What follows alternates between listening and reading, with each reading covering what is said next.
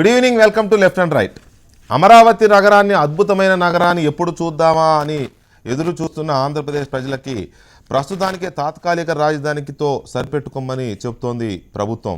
అమరావతి రాజధాని నిర్మాణం ఆలస్యమవుతుందనే ఉద్దేశంతో ఇమీడియట్గా హైదరాబాదులో ఉన్న ఈ ఉమ్మడి రాజధానిలో ఉన్న ఆంధ్రప్రదేశ్ ప్రభుత్వ కార్యాలయాలని ఇమీడియట్గా విజయవాడకు తరలించేందుకు తాత్కాలిక రాజధాని నిర్మించడానికి ముఖ్యమంత్రి చంద్రబాబు నాయుడు వాళ్ళు ఉదయం శంకుస్థాపన చేశారు. 201 కోట్ల రూపాయలతో సెక్రటేరియట్ భవనాన్ని, అలాగే అసెంబ్లీ భవనాన్ని, ఇంకా కొన్ని ఇంపార్టెంట్ కార్యాలయాలు నిర్మించాలనేది ఈ శంకుస్థాపన యొక్క ఉద్దేశం. అలాంటప్పుడు అమరావతి ఎప్పుడు నిర్మాణం అవుతుంది? అమరావతి వేలాది కోట్ల రూపాయలతో తలబెట్టిన ప్రపంచ నగరాలనే తలదన్నే స్థాయిలో ఉంటుందని చెప్తున్న అమరావతిని నిర్మిస్తామని చెప్పి ఎన్నికల మేనిఫెస్టోలో చెప్పి అధికారంలోకి వచ్చిన తెలుగుదేశం పార్టీ అమరావతి విషయంలో ఏం ఆలోచన చేస్తోంది, అది ఎప్పటికి పూర్తవుతుంది అనేది చాలా కీలకమైన అంశంగా కనపడుతోంది. తాత్కాలిక రాజధానికే 3 సార్లు శంకుస్థాపనలు వాయిదా వేసుకుని ఇవాళ శంకుస్థాపన చేసిన ప్రభుత్వం ఇక అసలు శాశ్వతమైన రాజధాని నిర్మాణానికి సంబంధించి ఎలాంటి ఆలోచనలో ఉంది అనేది ఇవాళ ఆంధ్రప్రదేశ్లో పెద్ద చర్చ. ఇదే ఇవాళ మన డిబేట్ నెంబర్ 1.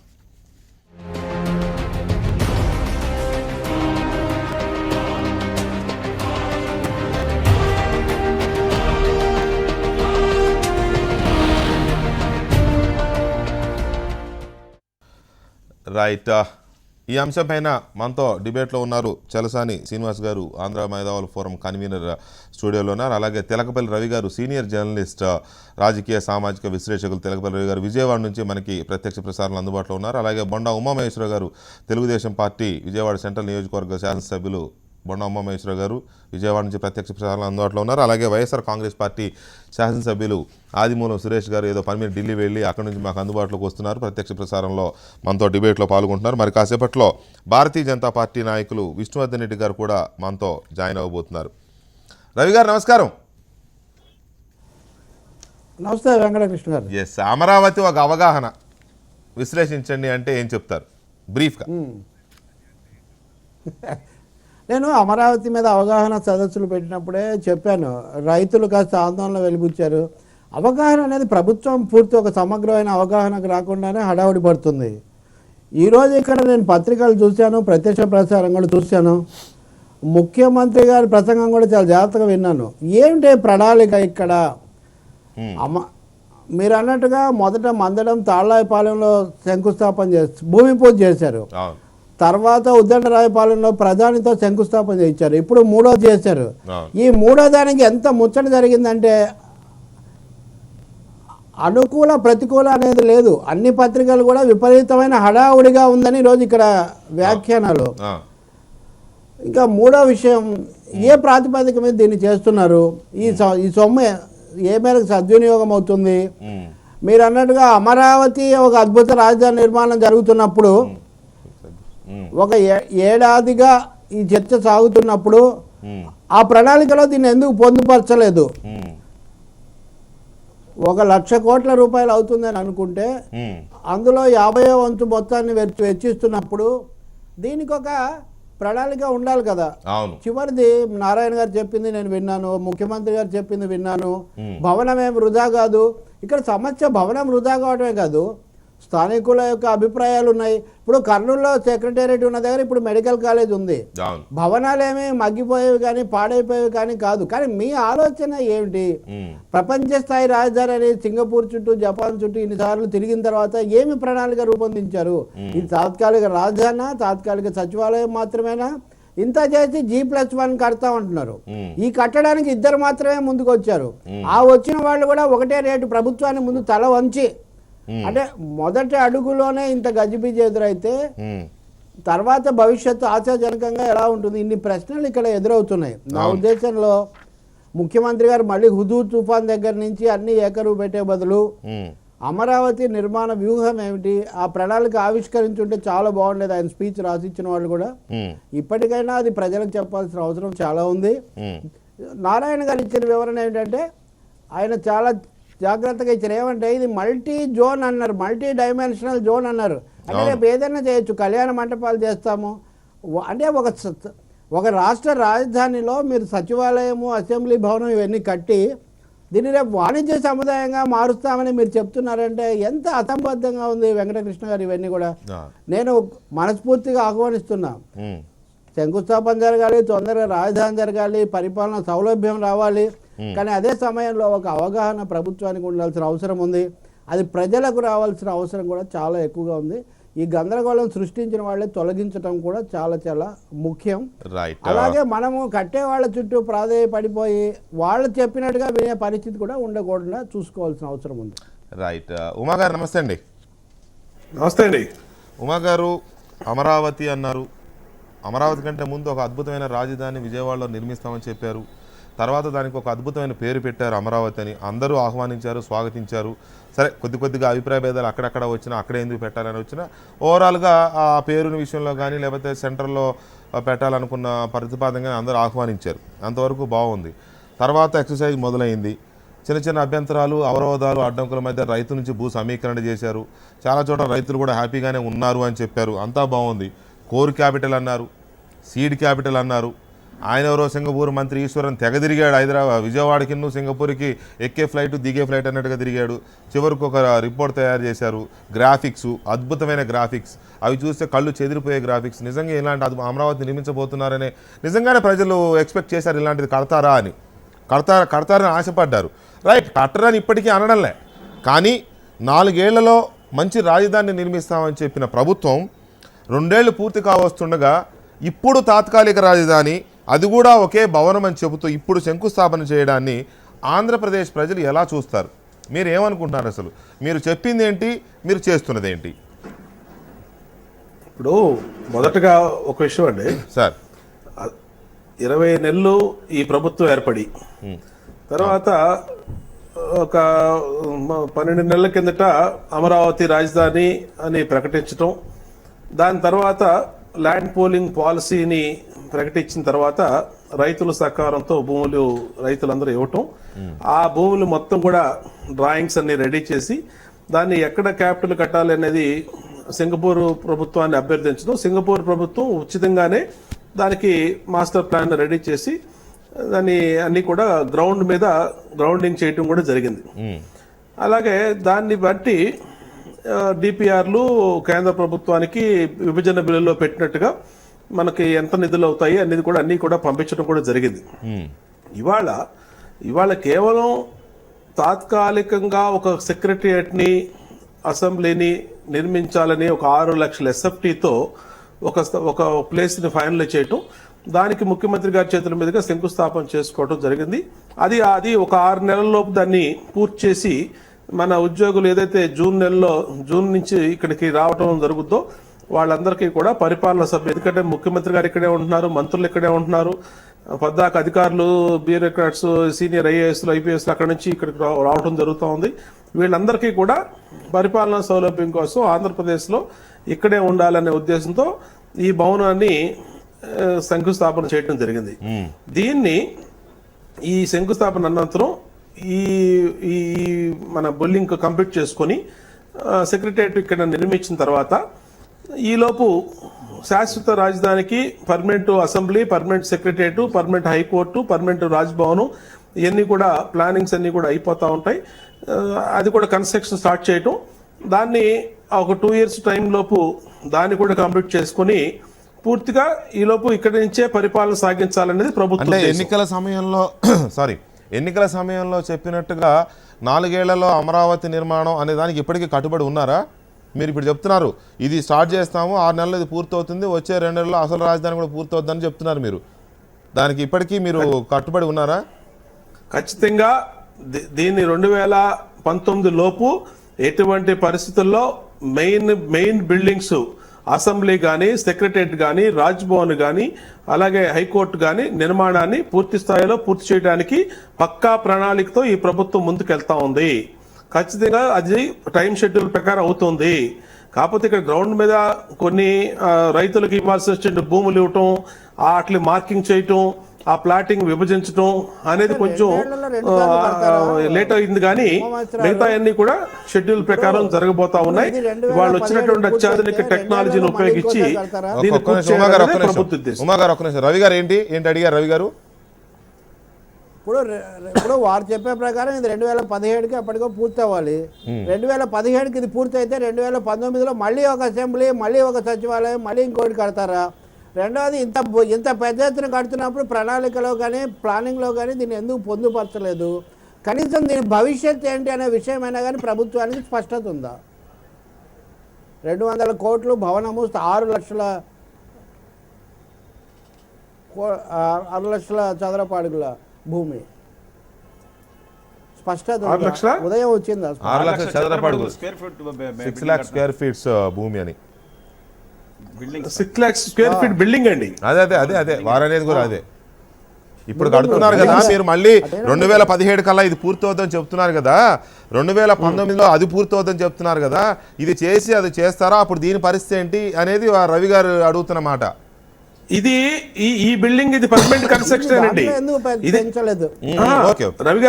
రవి గారికి కూడా ఒకటి తెలియజేస్తా ఉన్నాం, ఇదేమి తాత్కాలికంగా పరిపాలనా సౌలభ్యం కోసం నిర్మిస్తున్నాం తప్పితే ఇదేమి దాని తర్వాత తీసేసేది కాదండి.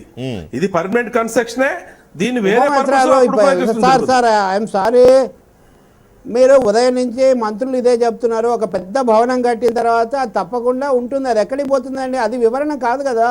మీ ప్రణాళికలో దీనికి స్థానం ఏంటి? రేపు వాణిజ్య సముదాయం అంటారు, సచివాలయం కట్టి అసెంబ్లీ కట్టి దాన్ని వాణిజ్య సముదాయంగా మార్చుతామంటే అది ఏమన్నా సంబంధంగా ఉందా ఉమామేశ్వరరావు? వాణిజ్య సదుపాయం అనేది ఎక్కడ మార్చేదానికి 200 కోట్లు కాదండి రవి గారు. వాణిజ్య సముదాయానికి అనేది ఎక్కడ ప్రభుత్వ నిర్ణయం కాదు. దీన్ని అప్పుడు అవసరాలను బట్టి ప్రభుత్వం అదనపుగా ఏ ప్రిన్సెస్లకి ఏ డిపార్ట్మెంట్లకి ఇది కేటాయించాలో కేటాయిస్తుంది. అంతేగాని మీరు అన్నట్టు వాణిజ్య సముదాయంగా దీన్ని మారుస్తామని గవర్నమెంట్ నిర్ణయం అయితే మాత్రం ఒక్క నిమిషం సార్ రవి గారు అండ్ ఒక్క నిమిషం సార్ సురేష్ గారు, ఈ తాత్కాలిక రాజధాని అనే అంశానికి సంబంధించి ఇవాళ జరిగిన 3వసారి శంకుస్థాపన జరిగిన అంశానికి సంబంధించి మీ అంచనా ఏంటి? అసలు చెప్పిన అమరావతి ఎప్పుడు మనం సాక్షాత్కరిస్తుంది? సరే, అమరావతి నగరం ఆ పూర్తిగా గ్రాఫిక్స్లో చూసిన ఒక అద్భుతమైన నగరాన్ని చూడాలంటే డెఫినెట్గా ఇట్ టేక్స్ 20-25 ఇయర్స్ అని చెప్తూనే ఉన్నారు. రైట్, మనం కూడా అదే డెఫినెట్గా అవుటర్ రింగ్ రోడ్ ఇవన్నీ అనుకోవచ్చు. కానీ ఇమీడియట్గా ఆ అసెంబ్లీ కావచ్చు, శాశ్వతమైన అసెంబ్లీ, శాశ్వత సెక్రటేరియట్, శాశ్వత ప్రభుత్వ కార్యాలయాలు ఇవన్నీ కావాలంటే మరి 2 ఏళ్లలో అవుతాయని ఉమాగారు చెప్తున్నారు. ఈ మధ్యలో వచ్చిన ఈ తాత్కాలిక రాజధాని, దీనికోసం జరిగిన ఒక హడావుడి, వీటి మీద మీ అవగాహన ఏంటి సురేష్ గారు? సార్, ఇక్కడ 2 అంశాలు ప్రధానంగా మనం చూడాలి. చెప్పండి. మొదటి అంశం ఏంటంటే ఈ తాత్కాలిక రాజధాని ఎందుకంటా ఉన్నారు అంటే, మన విభజన చట్టంలో మనకు రాజధాని లేదు, మన రోడ్డు మీద పడేశారు, రోడ్డు బడ్జెట్ అని ఇవన్నీ చెప్పి మనకు హైదరాబాదు మరి తాత్కాలిక రాజధానిగా 10 సంవత్సరాలు వాడుకోమన్నారు కదా. మీరు లేక్ వ్యూ గెస్ట్ హౌస్ ఒకసారి తాత్కాలిక రాజధాని అన్నారు, ఎల్ బ్లాక్ ఒకసారి మాడిఫికేషన్ చేసుకున్నారు, విజయవాడ వచ్చారు ఒకసారి మాడిఫై చేసుకున్నారు. ఇప్పుడు ఈ రోజు అమరావతి అని చెప్పేసి అమరావతి నూతన రాజధాని అంగరంగ వైభవంగా ప్రపంచంలో ఎక్కడ లేని విధంగా కడతామని చెప్పి 3 సార్లు శంకుస్థాపన చేశారు. ఇప్పుడు ఈ టెంపరీ రాజధానికి మీరు టెండర్ల ప్రక్రియ ఒకసారి నేను మాట్లాడాలా. టెండర్ ప్రక్రియలో ఈ రోజు మీరు ఏం చెప్పారు? దీనికి G+7 అంట, దీని కెపబిలిటీ G+7 అంట, కట్టేది మాత్రం G+1 అంట. 6 భవనాలు కడతారట, ఒక్కొక్క భవనం 1,00,000 స్క్వేర్ ఫీట్ అంట. 6 లక్షల స్క్వేర్ ఫీట్ 3 ప్యాకేజీల్లో చేసి 2 ప్యాకేజీలు ఎల్ఎన్టీకి ఇస్తున్నారు, ఒక ప్యాకేజ్ ఏమో మరి షాపూర్జీ అండ్ పల్వంజీకి ఇస్తా ఉన్నారట. వాళ్ళు అడిగింది ఏంటి, వీళ్ళు ఇచ్చింది ఏంటండి? దీనికి థర్డ్ అర్జెన్సీ అని ఒకటి మళ్ళీ ఒక మెలిక పెడతా ఉన్నారు. అంటే ఈ అర్జెన్సీ పేరు మీద ఎంత నీకు వచ్చండి అంటే 5 నెలల్లో కంప్లీట్ చేస్తే 1% ఇన్సెంటివ్ అంట, బోనస్ అంట. 4 నెలల్లో పూర్తి చేస్తే 2% బోనస్ అంట. అంటే అదొక పట్టిసీమ ప్రాజెక్ట్ దగ్గర నుంచి నేర్చుకున్నారు కదా ఇదంతా. ఈ అర్జెన్సీ అనే ఒక నెపం కింద ఎన్ని రేట్లని ఇవ్వచ్చండి. అరే, ఈ ప్రొక్యూర్మెంట్ లో ఒక స్టాండర్డ్ రూల్ ఉంది, 5% వల్ల ఇస్తుంది, ఇవరికి లేదు. ఎందుకంటే ఈ టెండర్లు చేస్తా ఉన్నారంటే ఏదో మీరు స్వలాభం ఆర్జీజీ చేస్తున్నారని ఈ రోజు ఖచ్చితంగా అనుమానాలు వస్తున్నాయి. అరే, మీరు ఎన్నిసార్లు అండి మన ఈ యొక్క తాత్కాలిక రాజధాని చెప్తా ఉన్నారు? మీకు తెలియదా? ఇప్పుడు తాత్కాలిక మీరు ఆలోచన లేదా? 20 నెలల నుంచి ఈ యొక్క ఆంధ్రప్రదేశ్ లో ఈ రాజకీయాలంతా రాజధాని చుట్టే తిరుగుతా ఉన్నాయి. అంతే, ఎక్కడ పోయినా వాళ్ళు తిరిగి అక్కడికి తీసుకొస్తా ఉన్నారు. మీరేమో చార్టర్డ్ ఫ్లైట్ లో తిరుగుతారు, లేకపోతే జపాన్ వాళ్ళని తీసుకెళ్తారు, సింగపూర్ వెళ్తారు, తర్వాత అక్కడి నుంచి ఇక్కడికి వెళ్ళి తీసుకొస్తారు. మరి ముఖ్యమంత్రి గారి ఫేస్ వాల్యూని బట్టి వాళ్ళందరూ వచ్చారన్నారు. మరి ఈ రోజు మీకు ప్లాన్లు వచ్చాయి, మరి మీరు అన్నట్టు సీడ్ క్యాపిటల్ వచ్చింది, కోర్ క్యాపిటల్ డిసైడ్ అయిపోయింది, కేంద్ర ప్రభుత్వం నుంచి నిధులు వచ్చాయి, 1850 కోట్ల రూపాయలు నిధులు, 2000 దాకా కోట్ల రూపాయల దాకా నిధులు వచ్చాయి. ఇంకా మీకు ఎందుకంటే ఆలస్యం? ఎందుకు మరి why should you go for again temporary structure? ఒక నిమిషం, ఈ టెంపరీ స్ట్రక్చర్ కూడా 6 లక్షల స్క్వేర్ ఫీట్ కట్టేసి టెంపరీ స్ట్రక్చర్ అంటారండి. 6 లక్షల స్క్వేర్ ఫీట్ G+7 అంటారు. కాదండి, G+7 అంటే రెయిన్ఫోర్స్మెంట్, మీరు G+7 కు ఉపయోగపడేంత రెయిన్ఫోర్స్మెంట్ వాడాలి కదా, G+7 వరకు వచ్చినంత టెస్టులు వాడాలి కదా, G+7 కు సరిపడినంత మీరు మరి సేఫ్టీ ఫ్యాక్టర్ తీసుకోవాలి కదా. మీరు కట్టేదేమో G+1, కాంట్రాక్టర్ అడిగేదేమో G+7 కు సరిపడేంత మీరు సేఫ్టీ ప్రికాషన్స్ ప్రొవిజన్స్ పెట్టాలంటారు. G+1 వాడడానికి అవకాశం లేకపోతే 7 floors ఎప్పుడు కడతారండి? స్వయానా మున్సిపల్ అడ్మినిస్ట్రేషన్ మినిస్టర్ గారు చెప్తా ఉన్నారు. ఇది కేవలం మాట మార్చడం అండి, ప్రజలను పక్కతో పట్టించడం తప్ప వేరేది లేదండి. వాళ్ళకి ఏ ఉద్దేశం ఉందో మనసులు ఇంకా బయటపడట్లేదండి. వాళ్ళు ఎన్నికలు ఇచ్చిన హామీలు లాగానే, ఆ రుణమాఫీ లాగానే ఉందండి ఇది కూడా. రుణమాఫీలు అయితే వాళ్ళు చెప్పిన ఏ హామీలు ఏ విధంగా కరెక్ట్ ఉన్నాయి చెప్పండి. రాజధాని విజయవాడ అన్నారు, తర్వాత గుంటూరు అన్నారు. అని టెంపరీ రాజధాని కూడా ఎంతవరకు పేపర్లో ఈ రాష్ట్ర ప్రజలు ఎంతవరకు పెట్టారండి? రాజధాని విజయవాడ అన్నారు, గుంటూరు అన్నారు, దాటారా? విజయవాడ లిమిట్స్ లో ఉంది, గుంటూరు లిమిట్స్ లో ఉంది. అది అదనమాట. ఆ విధంగా అర్థం చేసుకోవాలి, ఆ విధంగా అర్థం చేసుకోవాలి. ఇప్పుడు మంగళగిరి అన్నారు, వాస్తవమే కదా. ఇప్పుడు టెంపరీ అది కదండి. చెప్పండి ఉమాగారు, చెప్పండి ఉమాగారు, చెప్పండి. సురేష్ మంగళగిరి దగ్గరికి అన్నారు. సురేష్ ఒక్క నిమిషం ఉండండి దయచేసి. సురేష్ గారు, ఉమాగారు. సురేష్ గారు ప్రతిదీ కూడా రాజకీయం చేయటం తగదు. ఎందుకంటే ఇవాళ కట్టుబట్టలతో ఇవాళ ఇక్కడ ఆంధ్ర ప్రాంతానికి వచ్చినప్పుడు మనకి ఇవాళ ఎంత అసౌకర్యంగా ఉంది. ఇక్కడ పరిపాలన భవనాలు లేక, ఉద్యోగులు ఒక చోట, ముఖ్యమంత్రి ఒక చోట, ఆఖరికి మీ పార్టీ అధ్యక్షుడు కూడా ఆంధ్రప్రదేశ్ రావడానికి ఇష్టపడతల్లా. ప్రతిపక్ష నేతగా తెలంగాణలోనే ఆ లోటస్ పాండ్ లో ఉండి సిబిఐ కేసుల్లో ఆయన కోర్టులకు వెళ్తానికి ఆయనకు వీలు పడతలేదు. మళ్ళీ అనవసరంగా వారి మీద మీ మీద వారు అందులోకి వెళ్లకుండా దయచేసి నా రిక్వెస్ట్ ఏంటంటే ఒక్క మాట సార్. సురేష్ గారు మీరు ఆగండి. సురేష్ గారు మీరు ఆగండి. మళ్ళీ అనవసరంగా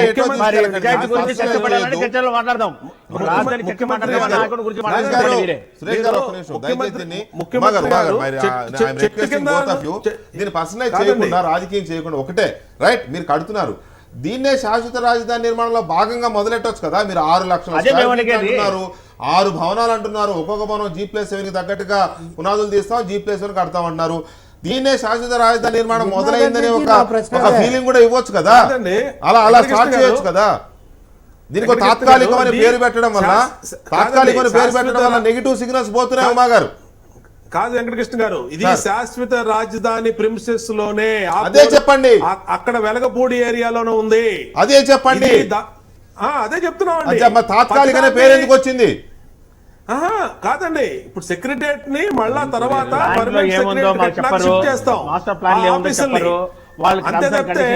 సురేష్ గారు ఆగండి చెప్పండి. సురేష్ గారు, ఇప్పుడు ఇది secretariat as per master plan ప్రకారం వాళ్ళు ఇచ్చినటువంటి కోర్ సీడ్ క్యాపిటల్ ప్లాన్ ప్రకారం పర్మనెంట్ సెక్రటరియట్ ని వేరే చోట నిర్మిస్తున్నారు. ఉద్దండరాయన పాలెంలో కడతారు, ఇది వచ్చి వెలగపూడిలో కడుతున్నారు. వెలగపూడిలో ఇది తాత్కాలికంగా కడుతున్నాం.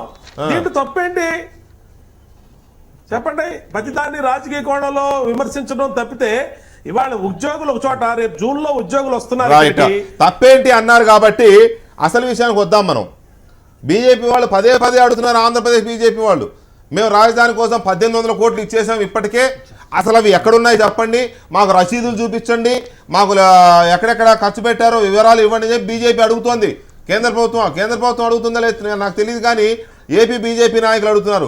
1800 కోట్లు ఎక్కడ పోసారని వాళ్ళు అడుగుతుంటే మీరేమో ఉద్దండరాయని పాలనలో కట్టాల్సిన రాజధాని తీసుకెళ్లి తాత్కాలిక రాజధాని పేరుతో వెలగపూడిలో కడుతూ దానికి 200 కోట్ల రూపాయలు ఖర్చు పెడుతుంటే మరి మిగతా 1600 కోట్లు ఏమైపోయినాయి?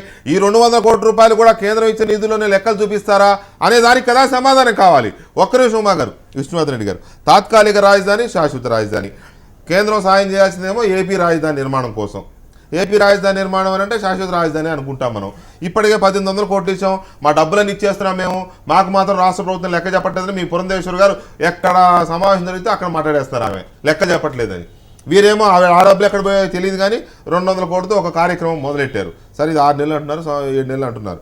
తాత్కాలిక రాజధాని, శాశ్వత రాజధాని, ఈ రెండింటికున్న డిఫరెన్స్ తప్పేంటనే ఉమా గారి ప్రశ్నకి మీరు ఏమైనా సమాధానం చెప్పగలరా? ముందుగా ఒకటి, ఏదేమైనా కూడా ఒక నూతన రాజధాని క్యాపిటల్ మనం ఓన్ ఏదైతే విజయవాడ కేంద్రంగా పరిపాలన చేయాలనుకుంటున్నామో దీని విషయంలో ప్రభుత్వం కొంత ముందడుగు వేయడం అనేటువంటిది భారతీయ జనతా పార్టీకి మేము స్వాగతిస్తున్నాం. రెండోది, ఒక మంచి కార్యక్రమం జరుగుతుంది, తాత్కాలికమా పర్మనెంటా టెంపరవరీ అనేటువంటి. అయితే ఇక్కడ ప్రశ్నలు ఉత్పన్నమయ్యేటువంటి వాటికి మాత్రం ప్రభుత్వం వివరణ ఇవ్వాల్సిన అవసరం ఉంది. ఇందులో మీరు ఇంకొక కీలకమైన ప్రశ్న పురంధరేశ్వరి గారి పేరు చెప్పి మీరు వాడారు. పురంధరేశ్వరి గారు మాట్లాడిన సందర్భంలో ఏంటంటే రాజధానికి సంబంధించిన నిధులు ఇవ్వలేదనేటువంటి అడిగినటువంటి ప్రశ్నకు సమాధానంగా వారు చెప్పింది ఏంటంటే 1800 కోట్ల రూపాయలు ఆల్రెడీ ఇవ్వడం జరిగింది, ఇంకా మేము నిధులు ఇచ్చేదానికి కేంద్రం సిద్ధంగా ఉంది, యూసీఎస్ సర్టిఫికేట్ మీరు దేని ఖర్చు పెట్టినారు అనేటువంటిది లెక్కలు కేంద్ర ప్రభుత్వానికి ఇవ్వాలనేటువంటి సందర్భాన్ని ఆమె మాట్లాడడం జరిగింది. ఏ హోదాలో?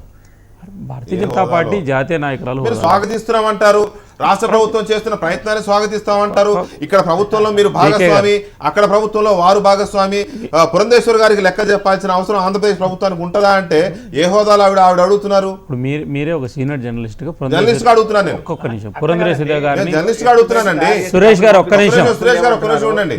సురేష్ గారు ఒక్క నిమిషం ఉండండి. మీరు ఒక సీనియర్ జర్నలిస్ట్ గా పురంధరేశ్వరి గారిని మీ ప్రశ్న అడిగినాను. మీరు కేంద్ర ప్రభుత్వంగా రాష్ట్ర ప్రభుత్వానికి మీరు నిధులు ఇవ్వట్లేదు, రాజధాని నిర్మాణ నిధులు మీరు ప్రశ్న చేశారు. ఆ సందర్భంలో ఆమె చెప్పినటువంటి ఆన్సర్ ఏంటంటే కేంద్రం ఇచ్చేటువంటి నిధులకు సంబంధించి ఇప్పుడు 1800 కోట్ల రూపాయల నిధులు మంజూరు చేసింది, దీనికి సంబంధించి మీరు ఏం ఖర్చు పెట్టినారని యూసీఎస్ సర్టిఫికేట్ అనేటువంటిది కేంద్రానికి ఇవ్వాల్సినటువంటి అవసరం ఉంది అనేటువంటి చెప్పడం జరిగింది.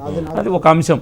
ఆమె ఏ హోదాలు అడిగిందంటే మా పార్టీలో జాతీయ నాయకురాలు, 10 సంవత్సరాలు కేంద్ర మంత్రిగా పనిచేసిన అనుభవం ఉన్నటువంటి ఆమె, పార్లమెంట్ సిస్టమ్ తెలిసినటువంటి ఆమె. ఒక్క నిమిషం వెంకటకృష్ణ గారు, ఇప్పుడు ఈ సందర్భంలో ఈ యొక్క టెంపరవరీ రాజధాని అనేటువంటి పదము లేకపోతే ఈ 2 కోట్లు సగం హడ్కో ఇస్తుంది, సగం ప్రభుత్వం. ఇప్పుడు వీళ్ళకి కావాల్సింది 1800 కోట్లు, వారేమో 200 కోట్లు. రవి గారు ఆ డీడీ నెంబరు బీజేపీ రవి గారు మళ్ళీ లెక్కలు అడుగుతున్నారు. రవి గారు రవి గారు పరిస్థితి హడ్కో అనేటువంటిది కేంద్ర ప్రభుత్వం, దానికి సంబంధించిన ఏడీడీ నెంబర్లో వచ్చింది, కలర్ డీడీలో వచ్చిందా, తెల్ల డీడీలో వచ్చింది, ఆర్టీజీఎస్ వచ్చింది అనేటువంటి అంశాలు ఎందుకు? 1800 కోట్ల రూపాయలు రాష్ట్రానికి డబ్బులు ఇచ్చింది. వేల కోట్ల రూపాయలు ఖర్చు పెట్టి నిర్మించాల్సిన రాజధానికి 1000 కోట్ల రూపాయలు చేయాల్సిన ఆర్థిక సాయం చేయకుండా ఏదో ఒక ఇట్లా విధించినట్టు 1800 కోట్లు విధించి దానికి లెక్కలు అడుగుతారు వీరు. అవి ఎక్కడున్నాయో తెలియకుండా 200 కోట్లు ఖర్చు పెడుతూ మేము ఖర్చు పెడుతున్నామని వారు చెప్తారు. జనం తెలియదు. ప్రతిపక్షంలో చేరుతామంటే మాకేం అభ్యంతరం లేదు. ప్రతిపక్షంలో చేరకపోతే మీ పక్షంలో చేరాలా ఏంటి? మీ పక్షంలో చేరాలా? ఆగండి వెంకటకృష్ణ, ఈ రోజు న్యూ క్యాపిటల్ సంబంధించి ప్రతిపక్షమా ప్రభుత్వ పక్షమా? ఒక్క నిమిషం రవి గారు, ఒక్క నిమిషం. ఈ రోజు టెండర్లకు సంబంధించిన రవి గారు ఒక్క నిమిషం, టెండర్లకు సంబంధించినటువంటి ట్రాన్స్పరెన్సీ కానీ లేకపోతే పారదర్శకత పాటించాలన్నటువంటి అంశంలో దాంట్లో ఎవరికి విభేదం లేదు. ఒకవేళ ప్రభుత్వం పాటించాల్సిందే. ఒకవేళ ఏదైనా అనుమానాలు ప్రతిపక్ష పార్టీకి ఉంటే ప్రతిపక్ష పార్టీకి సంబంధించిన ప్లాట్ఫామ్లు ఉంటాయి, లేకపోతే ఈ రకంగా అడగచ్చు. అయితే ఒకటి ఇక్కడ బాధ కలిగించేటువంటి అంశం ఏంటంటే, అయ్యా మన రాష్ట్రానికి మనం కొత్త రాజధాని నిర్మాణం చేసుకుందాము, అక్కడికి వెళ్ళిపోదాము, మన రాష్ట్రం నుంచి మనం పరిపాలన చేసుకుందాం, మన పన్నులు మనం కట్టుకుందాము, ఆ పన్నుల ద్వారా మనం అభివృద్ధి చెందామంటే ఈరోజు ప్రతి అంశాన్ని రాజకీయ కోణం చేసేటువంటి, రాజకీయాన్ని చేసి దానికి జోడించి రాజకీయ విమర్శ అనేటువంటిది రాష్ట్ర ప్రజలు ఎవరు కూడా హర్షించడం లేదు. మీరు అడగండి, పారదర్శకంగా 3200 రూపాయలు ఎందుకు ఇచ్చారు, లేకపోతే మీరు పెట్టినట్టు 6 లక్షల ఏదైతే స్క్వేర్ ఫీట్లు నిర్మాణం చేస్తున్నారో ఇది టెంపరవరీయా పర్మనెంటా, లేకపోతే పర్మనెంట్ నిర్మాణం చేయండి అని మీరు సూచన ఇచ్చారు కదా, ఇది మనం స్వాగతించారు. ఒక్క నిమిషం సురేష్ గారు, ఒక్క నిమిషం సురేష్ గారు, మీరు క్యాపిటల్ నిర్మాణం జరిగేటువంటి ఒక పూజకే రానటువంటి వాళ్ళు, దాన్నే వ్యతిరేకించినటువంటి వాళ్ళు, అసలు వైఎస్ఆర్ కాంగ్రెస్ పార్టీ, మీరు ఒక్క నిమిషం ఆగండి, రాజకీయ అంశాలు మాట్లాడద్దు కాబట్టి మాట్లాడలేదు. మీ జగన్మోహన్ రెడ్డి గారు రాష్ట్ర ప్రజలకు లేఖ రాశాడు, మేము ఈ శంకుస్థాపనకే రామని. మీకు మీకు తెలుగుదేశం పార్టీ మీద కోపం ఉంటే మాకేం తప్పు లేదు. రాష్ట్ర ప్రజల మీద మీరు రాష్ట్ర ప్రజలు మిమ్మల్ని ఓడించారు కాబట్టి వైఎస్ఆర్ కాంగ్రెస్ పార్టీని రాష్ట్రంలో అభివృద్ధిని అంతా కూడా మేము అడ్డుకుంటామంటే మీరు వినండి ఒక్క నిమిషం.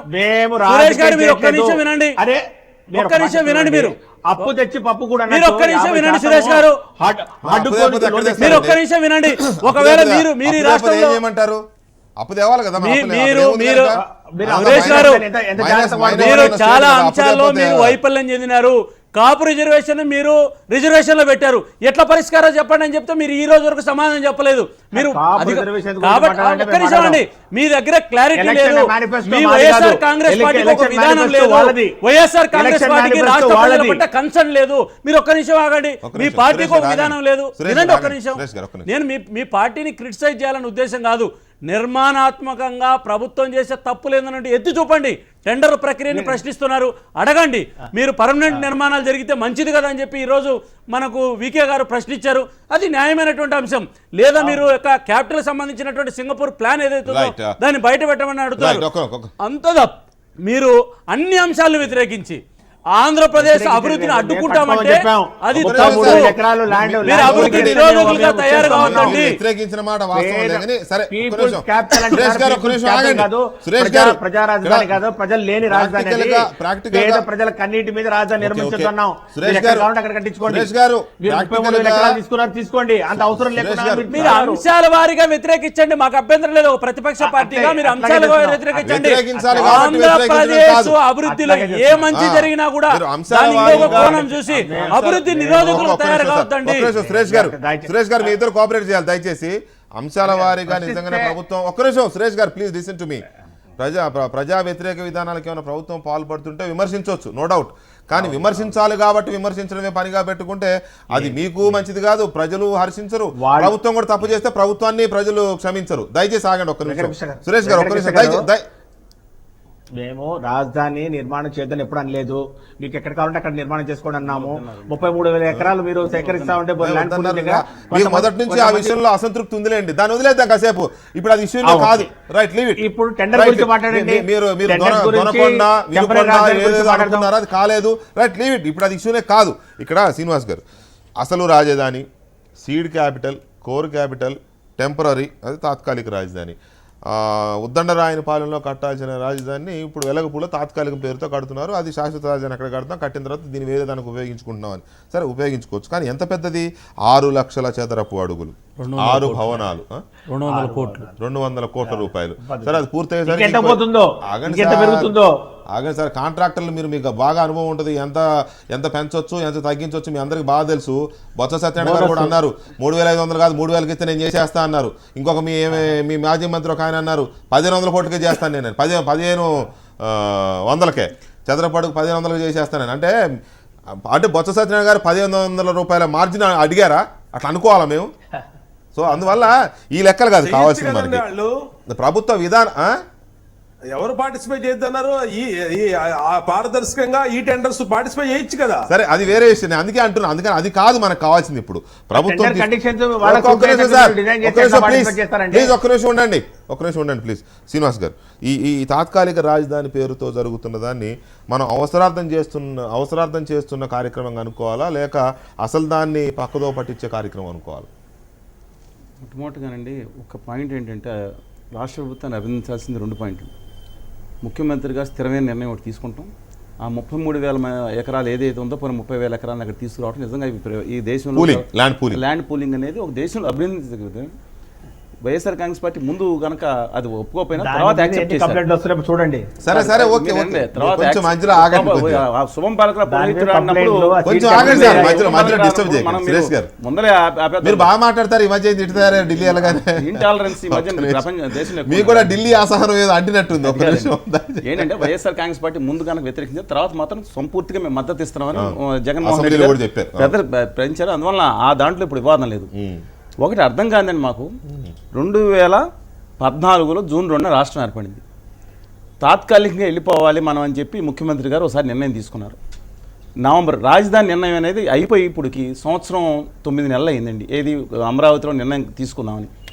ఆ తర్వాత అమరావతి టౌన్షిప్లో రాజధాని నిర్ణయం చేయాలని ఆల్రెడీ తాత్కాలిక నిర్ణయం చేయాలని ఆల్రెడీ టెండర్ల వరకు వెళ్ళిందని ప్రాసెస్. కిరిబేద అలా విధంగా చేయాలి. అక్కడి నుంచి మార్చి మేధా టవర్స్ అన్నారు. మేధా టవర్స్ నుంచి మళ్ళీ ఎక్కడ పెడతాం మనం పర్మనెంట్గా చేద్దాం అన్నారు.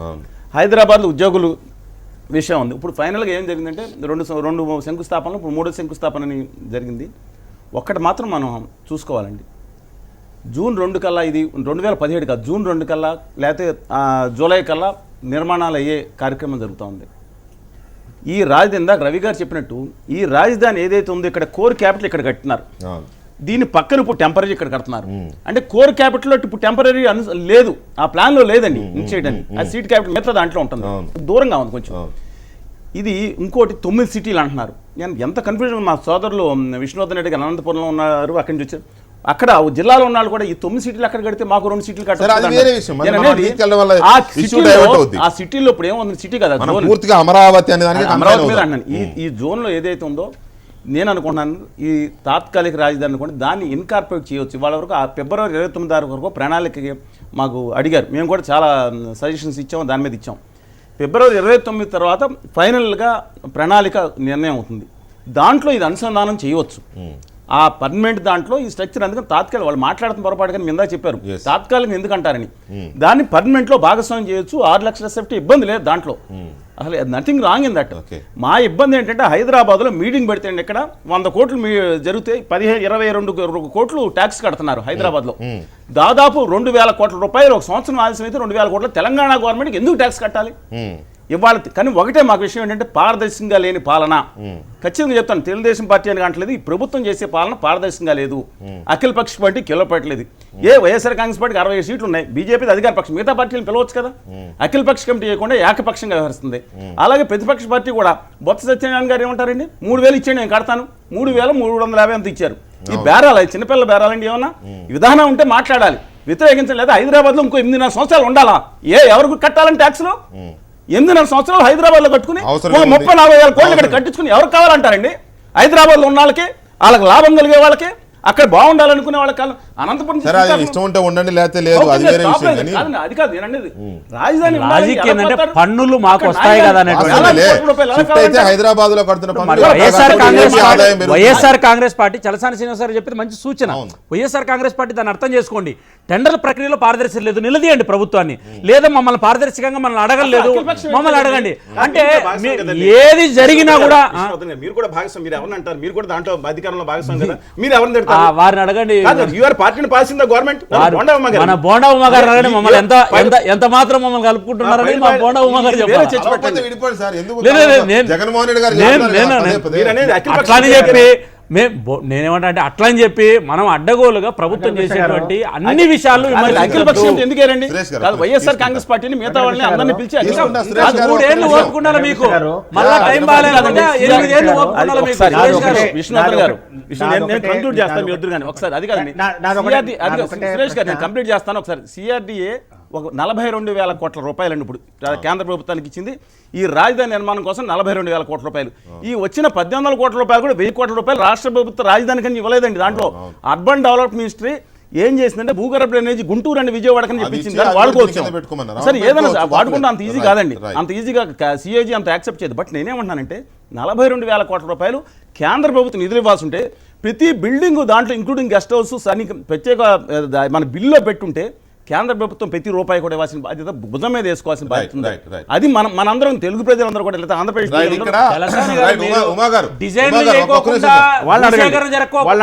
మీకు తెలుసా విషయం? మీరు కేంద్ర ప్రభుత్వాన్ని బ్లైమ్ చేసేటప్పుడు మీకు అన్ని విషయాలు కదా. ఒక్క నిమిషం ఆగండి వెంకటకృష్ణ గారు, మీరే ఎగ్జాంపుల్. బ్యాంకుకు మీరు లోన్ పోతారండి, నీ దగ్గర స్థలం లేకుండా, పేపర్ లేకుండా, పత్రాలు లేకోకుండా నీకు లోన్లు ఇస్తారా? ఒకటి మీరు మీరు చలసాని గారు చేసేది కాదు. కేంద్ర ప్రభుత్వం డిపిఆర్స్ అప్రూవల్ చేసి మీరు డిజైన్స్ అప్రూవల్ చేసి కేంద్ర ప్రభుత్వం అడగండి, ఇవ్వకపోతే మీరు అప్పుడు మాట్లాడండి. ఇక్కడ ఈ తాత్కాలిక రాజధానికి సంబంధించి మీకు 2 కంపెనీలు కోట్ చేసాయి, భారీగా కోట్ చేశాయి. మీరు ఇచ్చిందేమో 3,350 రూపాయలు చదరపడికి మీరు వేశారు, ప్రభుత్వం ఖరారు చేసింది చివరికి. సరే, వాళ్ళేమో 4,400 రూపాయల దగ్గర వారు వచ్చారనుకోండి, చివరికి ఖరారు అయింది 3,350 రూపాయలు. ఈ 3,350 రూపాయలు కూడా చాలా ఎక్కువ ప్రభుత్వం చెల్లిస్తుంది వీళ్ళకి ఖరారు చేయడంలోనే. మేము 3,000కే చేయగలం, మేము మా పార్టీకి ఇస్తే మేము చేయగలం అనేది బొత్స సత్యనారాయణ గారు చెప్తున్నమాట. బోనస్ అండి, బోనస్ సరే సురేష్ గారు, బోనస్ 1% అండి. 1% బోనస్ 200 కోట్లు పోతుంటే 2 కోట్ల గురించి మాట్లాడతారండి మీరు. మీ నాయకుడు రాజశేఖర రెడ్డి గారు ముఖ్యమంత్రిగా ఇచ్చిన టెండర్లు కూడా ఇచ్చారు మిస్టర్ సురేష్ గారు.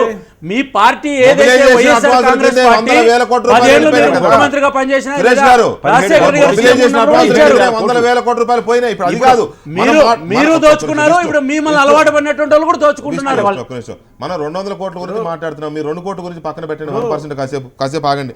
ఉమా గారు, ఇక్కడ బొత్స సత్యనారాయణ గారు అంటారు 3,000 కోట్లకే చేయగలమేమో, అనవసరంగా ఎక్కువ ఖర్చు పెడుతున్నారని. అదే పార్టీకి చెందిన ఇంకో సీనియర్ నాయకుడు అంటారు మేము 1,500 కోట్లకే చేస్తామని. సో అంటే నిజంగా ఇంత తక్కువకు వచ్చేదాన్ని ప్రభుత్వం ఎక్కువకి ఇస్తుందా? ఇందులో కూడా పట్టిసీమ మీద వచ్చిన ఆరోపణలు వచ్చే అవకాశం కనబడుతుంది ఇక్కడ కూడా. కాదండి వెంకటకృష్ణ గారు, ఇప్పుడు బొత్స సత్యనారాయణ గారు కానీ లేదంటే మరేదన్నా వైఎస్ఆర్ కాంగ్రెస్ పార్టీ నాయకుడు కానీ ప్రతి పనిని ప్రభుత్వం చేసే ప్రతి పనిని కూడా రాజకీయ కోణంలో విమర్శించడం అనేది వాళ్ళు అంటే వీళ్ళకి ఏ ఇష్యూస్ లేవు ఇంకా ప్రభుత్వాన్ని విమర్శించడానికి. వాళ్ళ ప్రభుత్వం ప్రజలకు అన్ని చేస్తుంది అనేటప్పటికి దేన్నోటి ఒక విష ప్రచారం చేయాలనే ఉద్దేశంతో చేస్తా ఉన్నారు. మేము అడుగుతా ఉన్నాం బొత్స సత్యనారాయణ గారిని లేదా జగన్మోహన్ రెడ్డి గారిని, చాలా కంపెనీలు ఉన్నాయి వాళ్ళకి, ఎందుకు వాళ్ళు కోట్ చేయలేదు, వాళ్ళు ఎందుకు దీంట్లో పార్టిసిపేట్ చేయలేదు? ఇవాళ ఎల్ఎన్టీ అంటే మనకి ఆ కంపెనీ విశ్వసనీయత ఏంటో, ఆ కంపెనీ ఎంత పెద్దదో అందరికి తెలుసు. షాపూర్ పల్లంజీ అనేది ఏంటో వాళ్ళకి తెలుసు. ఇవాళ అది అత్యంత పారదర్శకంగా ఆ ట్రాన్స్పరెంట్ టెండర్ సిస్టమ్ ని పెట్టిన తర్వాత ఎందుకు వాళ్ళందరూ ఆ రోజున పార్టిసిపేట్ చేయకుండా, లేదంటే ఎవరన్నా తక్కువ కోట్ చేస్తే మేమేమైనా ఎక్కువకి ఇచ్చామా అదనేది చెప్పకుండా ఊరిని అర్థం పర్థం లేని ఆరోపణలు, నేను 3000 చేస్తా 1500 చేస్తా చేయమనండి. వచ్చి ఇప్పుడు కన్నా వచ్చి ఎవరున్నారో ప్రభుత్వం దగ్గరికి వచ్చి మేము ఈ విధంగా చేస్తాం, వాళ్ళకన్నా మేము ఇంత తక్కువ చేస్తాం, మా దగ్గర ఇంత ఇన్ఫ్రాస్ట్రక్చర్ ఉంది, మాకు ఎలిజిబిలిటీ ఉంది.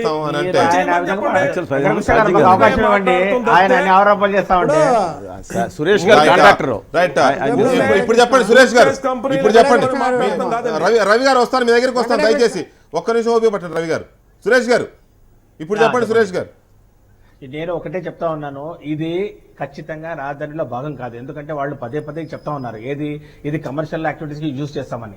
ఈ రోజు వాళ్ళు బీజేపీ వాళ్ళు కూడా క్లియర్ గా చెప్తా ఉన్నారు. కానీ వాళ్ళు ఇప్పుడు ఎవరు మాట్లాడారో వాళ్ళు చెప్తున్నారు, మీరు ఎస్టిమేట్లు ఇవ్వండి, మేము డబ్బులు ఇస్తామంటుంటే, డబ్బులు రెడీగా ఉండే, ప్లాన్లు రెడీగా ఉండే, మీరు పర్మనెంట్ సైట్ రెడీ చేసుకున్నారు, మళ్ళీ మీరు టెంపరీ రాజధాని పోవాల్సిన అవసరం ఉందండి.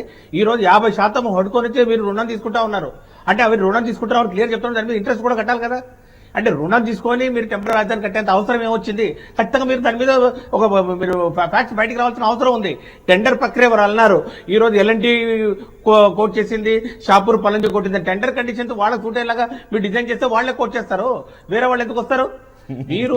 మీరు ఒకటే చెప్తున్నాను, ఎమర్జెన్సీ అనే ఒక నెపం తీసుకొని ఈ రోజు 6 లక్షల స్క్వేర్ ఫీట్ 6 బిల్డింగ్లు కట్టి ఇవి పార్ట్ ఆఫ్ ది రాజధాని, మేము రాజధాని ఏరియాలో కట్టున్నాం. దీనికి మనం నేర్పించిందే కదా జలయజ్ఞంలో ఈ చదువులన్నీ కూడా. మీరు ఆ విధంగా మాట్లాడితే దేశానికే నేర్పించారు. దేశంలో టెండర్ ఎట్లా కోడ్ చేయాలా, ఎట్లా సిండికేట్ చేయాలా, ఈ ప్రొక్యూర్మెంట్ ఎట్లా మేనేజ్ చేయాలా, అడ్వాన్స్ ఎట్లా పంచుకోవాలా, ప్రాజెక్టులు కట్టుకోకుండా కాలువలో ఎట్లా పంచుకోవచ్చు, మీరు బ్రహ్మాండంగా నేర్పించారు. మా దాని మీద చర్చపడ్డానండి. వెంకటకృష్ణ గారు చెప్పమనండి, వెంకటకృష్ణ గారు ఆయన గొంతు పోయే వరకు అరిచాడు. 6,000 కోట్లు ఏ విధంగా అప్పనంగా పంచుతున్నారు.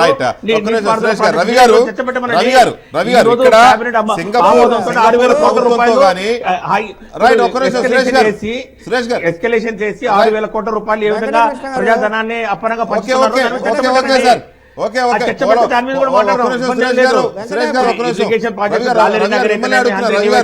రవి గారు మిమ్మల్ని అడుగుతున్నాను, సురేష్ గారు దాన్ని ఎక్కడికో తీసుకెళ్తే ప్రయోజనం ఉండదు. ఇక్కడ పోలవరం 4,000 కోట్ల నుంచి 32,000 కోట్ల దాకా రావడానికి ఎవరెవరు భాగస్వాములు అనేది కూడా మనకు తెలుసు. ఇందులో ఏ ఒక్క తెలుగుదేశం వాళ్ళు వీళ్ళు అందరూ ఉన్నారు సార్, అందరూ ఉన్నారు. దయచేసి ఒక్క మాట, ఒక్క నిమిషం ఆగండి. రవి గారు, ఇక్కడ సింగపూర్ ప్రభుత్వంతో రకరకాల ఒప్పందాలు జరిగాయి. సింగపూర్ ప్రభుత్వం ఫ్రీగా చేస్తానంది అని చెప్పేసి వాళ్ళతో ఏదో డిజైన్ చేయించుకున్నారు. దాంట్లో ఇంటర్నల్గా ఏం అగ్రిమెంట్, ఫ్రీగా డిజైన్ ఇవ్వడం వల్ల ఆ నిర్మాణ బాధ్యతలు వారికి ఇస్తారని వారు భావించారేమో తెలియదు. మొత్తానికైతే ఫ్రీగా డిజైన్ ఇచ్చారని చెప్పారు. పుష్కరాల టైంలో ఈశ్వరన్ వచ్చి అక్కడ గ్రాఫిక్స్ అవన్నీ డిస్ప్లే చేసి మరీ చూపించారు. ఒకటి. రెండోది, ఆ తర్వాత సింగపూర్ అడిగింది ఏంటి, ఆ కోర్ క్యాపిటల్లో ఉన్న 8,000 ఎకరాల హక్కుపుక్తాలు మొత్తం మాకు ఇవ్వాలి, జీపీఏ చేయాలి మా పేరు మీద అని.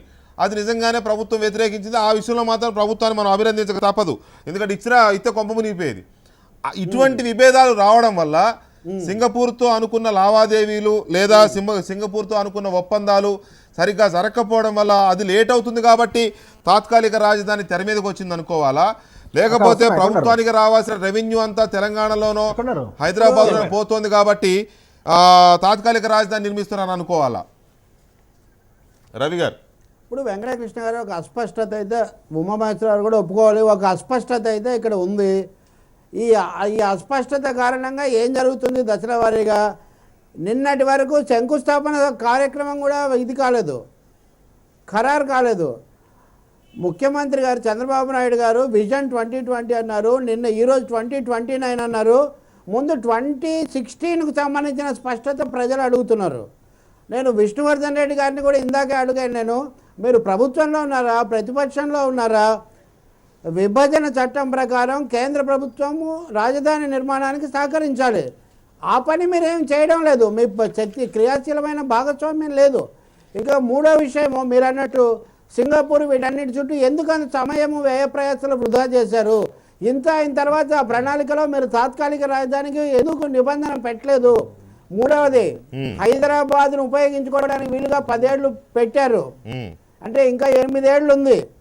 ఇక్కడే ఉంటాను, 10 ఏళ్ళు పరిపాలన చేస్తాను, ఇవన్నీ కూడా మీరు చెప్పారు. ఒక తాత్కాలిక ఏర్పాటుగానైనా కానీ హైదరాబాద్ను మీరు ఎందుకు ఉపయోగించుకోవడం లేదు? అప్పుడు ఇంత చర్చ ఎందుకు జరిగింది? హైదరాబాద్ను తాత్కాలికంగా తీసుకొని విజయవాడను లేదా అమరావతిని శాశ్వత రాజధానిగా పెంచాలి. అది కదా ప్రణాళిక. ఇప్పుడు అమరావతి మళ్ళీ శాశ్వత క్రమక్రమంగా తాత్కాలికలో వచ్చిన పరిస్థితి ఎందుకు వచ్చింది? 200 కోట్లు మీరు వెచ్చిస్తున్నప్పుడు దీనికి సంబంధించిన స్పష్టత ఉండాల్సిన అవసరం లేదా? ఉమామహేశ్వరరావు ఖండించవచ్చు. కళ్యాణ మంటపాలు పెడతామని చెప్తారండి మీరు. సచివాలయం కట్టి టెండర్ నోటీస్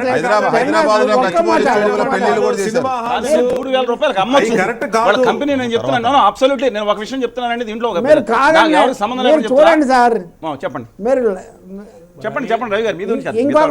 ఇంకో మాట చలసాని ప్రసాద్ గారు ఇందాక భూసేకరణ చాలా బాగా జరిగింది అది ఇది అంటున్నారు, సంతోషం. కానీ రెండో వైపున కూడా ఆలోచించాలి కదా. ఏ షరతుల మీద ఏ హామీలతో తీసుకున్నాం, వాళ్ళకి సంతోషంగా ఉందా? మీరు గన్నవరంలో మేధా టవర్స్ అనే ఇంకోటి ఇన్ని మార్పులు ఏంటి వెంకటకృష్ణ గారు? ఇది ఏమైనా సామాన్యుడు ఇల్లు మారడమా? కాదు. ఒక చారిత్రక ఘట్టం అంటారు, ఒక రాష్ట్ర రాజధాని అంటారు. ఎందుకు ఇంత గజిబిజి? ఇంత గజిబిజి నుంచి బయటపడాలంటే మీరు అందరితో సంప్రదించి ఉండాల్సింది. మీరు ఏకపక్షంగా తర్జన భర్జన చేయడం వల్ల కొన్ని ఏకపక్షంగా చేసిన కన్ఫ్యూజన్ లేకుండా మీరు అన్నట్టు గజిబిజి లేకుండా చేస్తే పోయిన అదన్నా బాగుండేది. కన్ఫ్యూజన్ లో ఎక్కువ కొట్టేస్తారండి. కాదు వెంకటకృష్ణ గారు, ప్రజాస్వామ్యంలో 10 మందితో మాట్లాడకుండా హేతుబద్ధత రాదండి. ఒక బుర్ర కంటే 10 బుర్రలు. ప్రజాస్వామ్యంలో అందరితో చర్చించి ఉండాల్సింది. ఉమామహేశ్వరరావుకి స్పష్టత ఉందని నేను అడుగుతున్నాను. మిగతా వాళ్ళ కేంద్ర ప్రభుత్వానికి సంబంధించిన నిధుల విషయంలో తర్వాత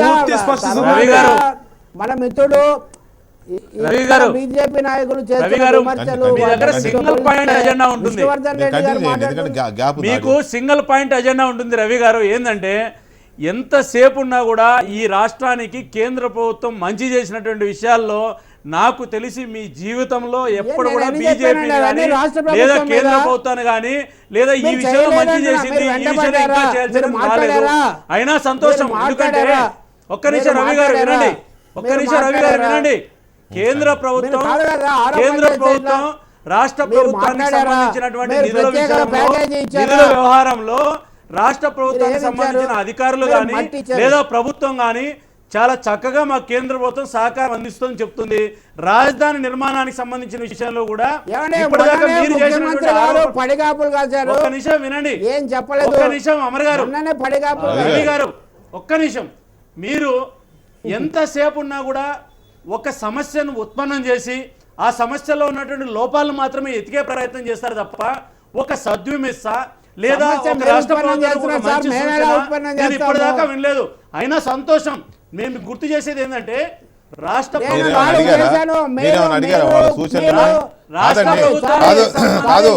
రవి గారు ఒక్క నిమిషం మీరేమన్నా కాదు విష్ణువర్ధన్ రెడ్డి గారు మీరేమన్నా సద్విమర్శ చేయండి, మంచి సూచన చేయండి అని మీరు వాళ్ళు అడిగితే వాళ్ళు సూచన చేయకపోతే తప్పు. మీరు అడగరు, అసలు డెమోక్రసీ ఉండదు, పట్టించుకోరు, ఏమీ ఉండదు, సూచన చేయలేదంటే ఎలా? రైట్. ఉమాగారు ఇక్కడ మీ ముందు చాలా పెద్ద బాధ్యత ఉంది. అమరావతి అనే ఒక రాజధాని నిర్మించడం. మీరు కేంద్రానికి చెప్పింది 42,000 కోట్లు కనీస అవసరం అనేది ఒక నివేదిక. 42,000 కోట్లలో 1,800 కోట్లు ఇచ్చే దానికే ఏదో రిసిట్, ఆయన ఏదో రిసిట్ అన్నది యూజర్ సర్టిఫికేట్ కావాలంట 1,800 కోట్లకి. సో ఇంకా 41,000 కోట్లు వాళ్ళ దగ్గర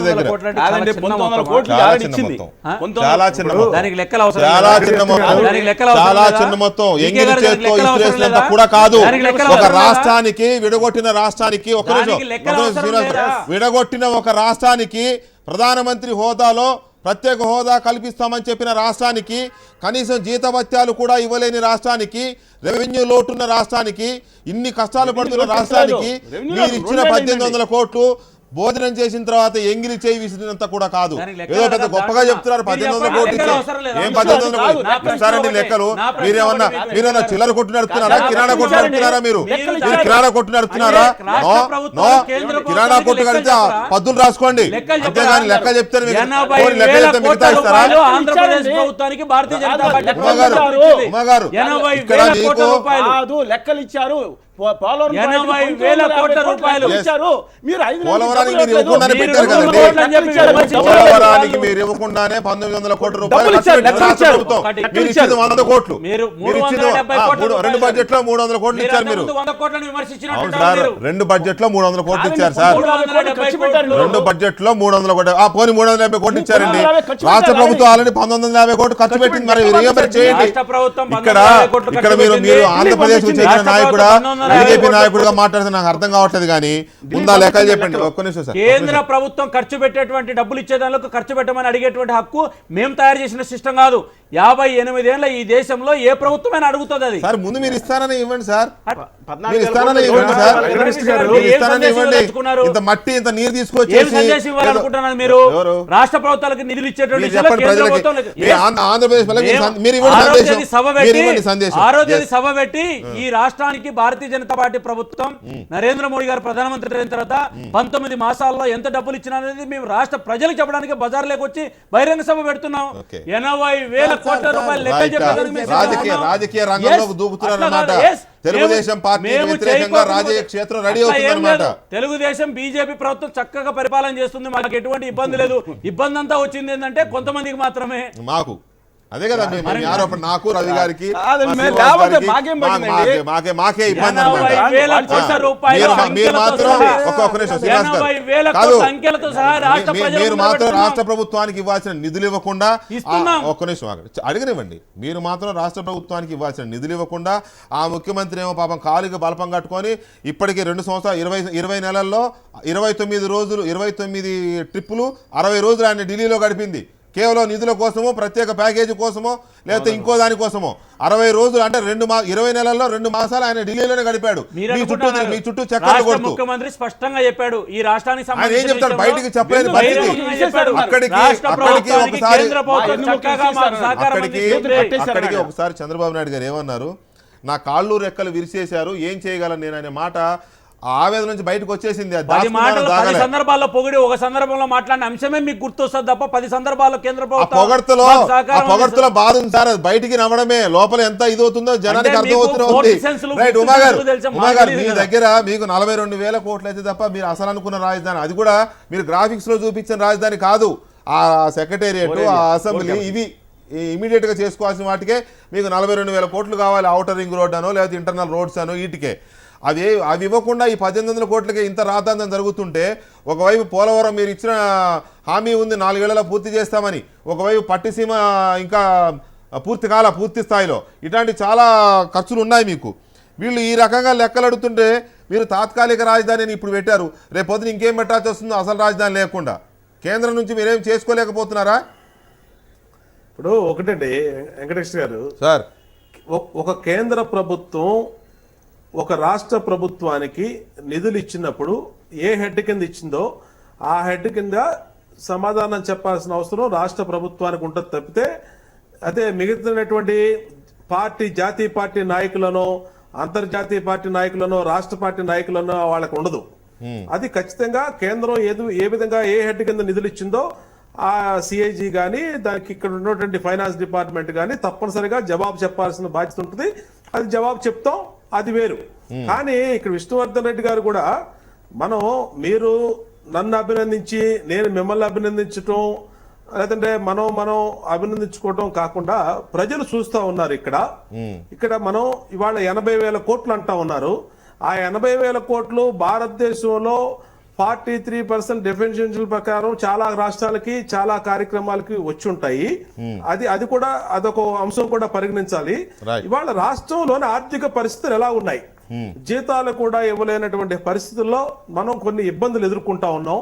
రాష్ట్రంలో అమరావతి రాజధాని మరి నిర్మాణం దుబారా ఖర్చులు వేగంగా తగ్గించండి. జరగాల్సిన- దుబారా వినండి. ఖర్చులు తగ్గించండి. ఏంటో చెప్పండి దుబారా. చంద్రబాబు నాయుడు గారు ఏం దుబారా చేశారు చెప్పండి, తెలియాలి, ప్రజలకు కూడా తెలియాలి. చంద్రబాబు నాయుడు గారు ఏం దుబారా మనం చేశారు మాట్లాడడం చెప్పండి. ప్రారంభం చేస్తే దుబారా ప్రభుత్వంలో ఖర్చులు భాగస్వామిగా తగ్గించండి అంటున్నా. ప్రభుత్వంలో భాగస్వామిగా మరి ఇదే చంద్రబాబు మాట నాయుడు గారు మాట్లాడితే చేసిన దుబారా. మీరు పట్టుసీమకు సంబంధించిన ప్రాధాన్యత క్రమంలో పోలవరాన్ని ఖర్చు పెట్టుకోకుండా పట్టుసీమకు ఖర్చు పెట్టినారని నేను ప్రశ్నిస్తే తెలుగుదేశం బీజేపీ నిమిషం. టీవీల ముందు మాట్లాడుకోవాల్సి వస్తుంది. మాట్లాడండి. ఏ రహస్యాలు ఏమైనా ఉన్నాయా? పోలవరం ప్రాజెక్టు ప్రజలకు సంబంధించిన తెలియని విషయంలో రహస్యాలు ఏమైనా మనకు ఉన్నాయా మీ ఇద్దరి మధ్య? అప్రాధాన్యతమైనటువంటి పట్టుసీమ ప్రాజెక్టు నిర్మాణం చేసినప్పుడు మేము ఇట్లా మాట్లాడడం మొదలు పెడితే మనం టీవీల ముందు మాట్లాడదాం. పట్టిసీమకు ప్రాధాన్యత లేదా?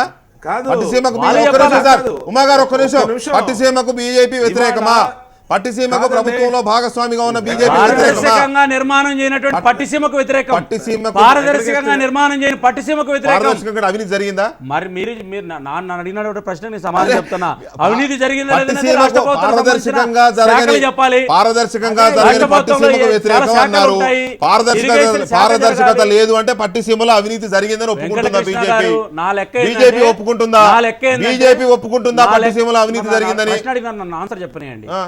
పోలవరం ప్రాజెక్టు నిమిషం అండి. నిర్మాణం జరిగితే సరే, దాగుడు పట్టిసీమ మూతలు, లాంటి మధ్యలో ప్రాజెక్టులు రాష్ట్రాలు 100 అడిగిపోతుంది. ప్రాజెక్టులతో దాగుడు సమానము. మూతలు. ఈ రోజు ప్రాధాన్యత క్రమంలో తీసుకున్నప్పుడు నేను అడిగేటువంటిది నా ఉద్దేశం ఏంటంటే పట్టుసీమ ఖర్చు పెట్టినటువంటి ఏదైతే మనం 1300 కోట్లు 1500 కోట్లు లేకపోతే 1000 కోట్లు ఏదైతే ఉన్నాయో దాన్ని మనం పోలవరం ప్రాజెక్టు నిర్మాణం చేస్తే కేంద్ర ప్రభుత్వాన్ని కూడా మీరు ఎక్కువ నిధులు అడిగితే రెండు కలిసి ప్రాజెక్టు నిర్మాణం పూర్తి చేసి మేలు చేయొచ్చు నా అభిప్రాయం. నా లెక్క ఏంటంటే యాక్సిడెంట్ జరిగినటువంటి సందర్భంలో ప్రాణాపాయ స్థితిలో ఉన్నటువంటి పేషెంట్ ను ఫస్ట్ అంబులెన్స్ లో పంపాలంటాను. కాలు ఇరిగినటువంటి పేషెంట్ నిదానంగా పంపమంటాను. ప్రాధాన్యత క్రమాన్ని గుర్తించమని చెప్తున్నా నేను. ట్రామా కోసమే, ట్రామా పేషెంట్ ఏమీ లేదండి. ఐసీయూ లాంటిదే పట్టిసీమ కదా. స్పష్టంగా చెప్తున్నాం, దీర్ఘకాలిక ప్రయోజనాలకు అవసరమైనటువంటి నిర్మాణాలు, అవసరమైనటువంటి ప్రాజెక్టులు, అవసరమైనటువంటి దానికి రాష్ట్ర ప్రభుత్వాలు ఖర్చు పెట్టాలి. వెంకటకృష్ణ గారు, వెంకటకృష్ణ గారు, ఒక్క నిమిషం, వారు చెప్పండి. ఢిల్లీకి వెళ్తే మేము ఉమాభారతి గారి దగ్గర మొత్తం దేశంలో 4000 కోట్ల రూపాయలు ఇచ్చారండి మాకు. అందులో ఈ రాష్ట్రానికి ఇవ్వడానికి ఇందులో లేదని 300 చెప్పి నేపథ్యం అనేది 100 కోట్లు 350 కోట్లు మాట్లాడలా 32,000 కోట్లు వాళ్ళు తీసేస్తే 26,000 కోట్లు రావాలి. 2019లో 7,000 కోట్లు 8,000 కోట్లు సంవత్సరానికి ఇవ్వడం సాధ్యమా? బీజేపీ నేను అనేది 1,90,000 ఇచ్చారు, అప్రిషియేట్ చేస్తున్నాం అన్నాడు. కానీ 14,500 కోట్లు రాష్ట్ర బడ్జెట్ లోడ్ బడ్జెట్ ఉంటే ఆ ప్రాజెక్ట్ పోలవరం మొదలు పెట్టుకుంటారు ఇంకో 3-4 కోట్లతో డబ్బులు ఇవ్వకుండా చేతులు కట్టేసి అన్న ఇచ్చిన దానికి అప్రిషియేట్ చేద్దాం. కానీ మొత్తం ఏం చేసామంటే ఎట్లాగంది తమిళనాడుకి 13 స్మార్ట్ సిటీలు ఇచ్చి ఆంధ్రప్రదేశ్కి ఏమో 3 స్మార్ట్ సిటీలు ఇస్తే అది కూడా అభివృద్ధి కింద ఉమా గారు చెప్పండి. ఉమా గారు చెప్పండి. ఈ బీజేపీ మాట్లాడుతున్న మాటల వల్ల కాదండి. 6వ తారీఖున రాజమండ్రిలో జరగబోతున్న బీజేపీ ఎజెండా ఏంటో కూడా బయటపడింది కొద్దిగా. చెప్పండి. ఖచ్చితంగా బీజేపీ మాట్లాడొచ్చు, వాస్తవాలు చెప్పొచ్చు, తప్పులేదు.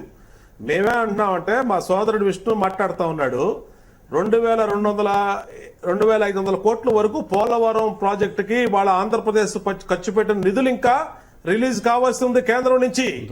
ఇవాళ వాళ్ళ పట్టిసీమ నిధులు మాయి, మన రాష్ట్ర ప్రభుత్వం నిధులయ్యి, దానికి కేంద్ర ప్రభుత్వానికి సంబంధం లేదు. మేము పట్టిసీమ ప్రాజెక్టు నదుల అనుసంధానం అనే ప్రధానమంత్రి గారి పాలసీలో దాన్ని తీయాలని, ఖచ్చితంగా చేయాలని చెప్పి 1,200 కోట్లు ఖర్చు పెట్టాం. దానివల్ల ఇవాళ 1,000 కోట్ల రూపాయల ఆదాయం వచ్చింది ఇవాళ అది రైతులకి. దాని గురించి మాట్లాడితే మంచిది కాదు ఎవరు కూడా. ఇవాళ మేమేమన్నాం అంటే 2,500 కోట్లు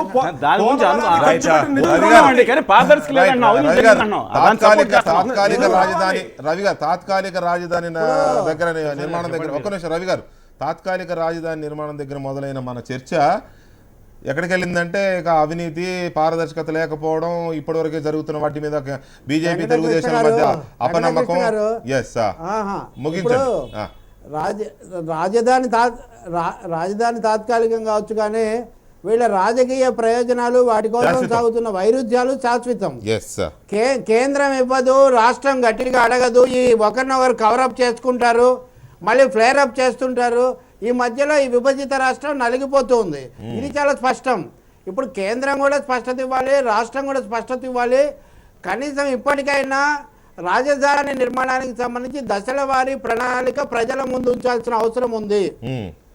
ఈ తాత్కాలిక సచివాలయము, దాని విధులు, దాని బాధ్యతలు ఎట్లా ఉంటుంది, దాని తీరుచెన్నులు, అలాగే రైతుల పట్ల ప్రభుత్వ బాధ్యత ఎలా నెరవేరుతుంది, శాశ్వత ప్రణాళికలో మాస్టర్ ప్లాన్ లో దీని స్థానం ఏంటి, చివరి మాట దాంట్లో భాగంగా చేయాలి.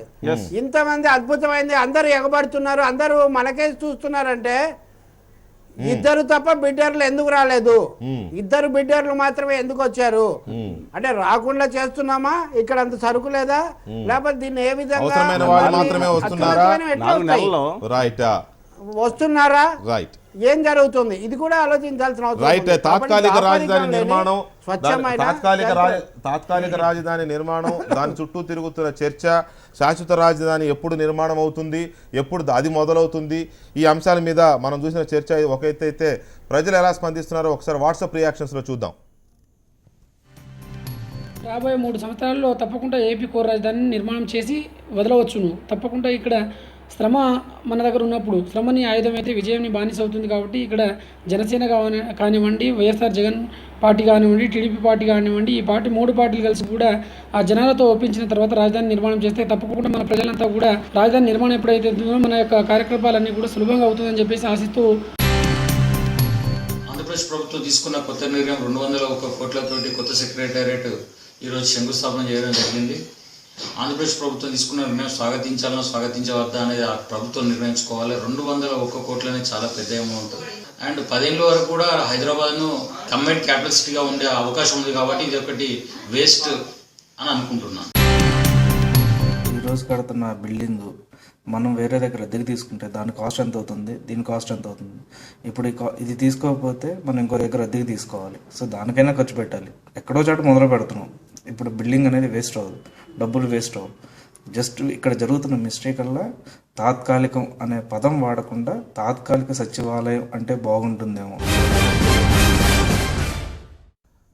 రైట్ అది ప్రజలు చాలా నిశ్చితంగా గమనిస్తున్నారు రాజధాని నిర్మాణానికి సంబంధించిన ప్రతి చర్యను అనేది ఆ రియాక్షన్స్ బట్టి చూస్తే మనకు అర్థమవుతుంది. ఇది ఇక డిబేట్ నెంబర్ 1. డిబేట్ నెంబర్ 2లో లెఫ్ట్ పార్టీస్ పోకడ ఎలా ఉంటుంది భారతదేశంలో, ప్రత్యేకించి 2014లో విశాఖపట్నంలో తీసుకున్న రిజల్యూషన్ తర్వాత కాంగ్రెస్ పార్టీతో కానీ బీజేపీతో కానీ మరే ఇతర పార్టీతో కానీ ఎలాంటి పొత్తులు అవగాహన లేకుండా ఇండివిజువల్గా నిలబడాలి, తన ఉనికిని తాను చాటుకోవాలని తీసుకున్న నిర్ణయం నుంచి సిపిఎం ఎందుకు మెల్లమెల్లగా పక్కకు తప్పుకుంటోంది, ఎందుకు కొత్త కొత్త ఆలోచనలు చేస్తోంది అనేది డిబేట్ నెంబర్ 2లో చిన్న బ్రేక్ తర్వాత చర్చిద్దాం.